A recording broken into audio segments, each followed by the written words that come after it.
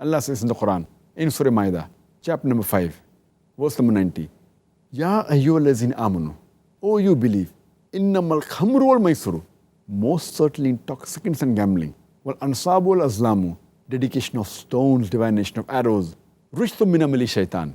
These are Satan's handiwork. Fashtanibu lalakum tuflihun. Abstain from this handiwork that you may prosper.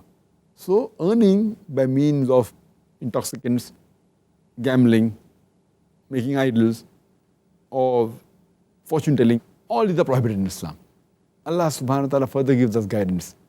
And Allah says in the Quran, in Surah Nur, chapter number 24, verse number 33, that do not force your maids into prostitution, those who want to remain chaste, just in order to gain some wealth or goods.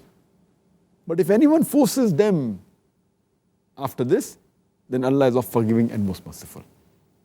But you cannot earn through prostitution.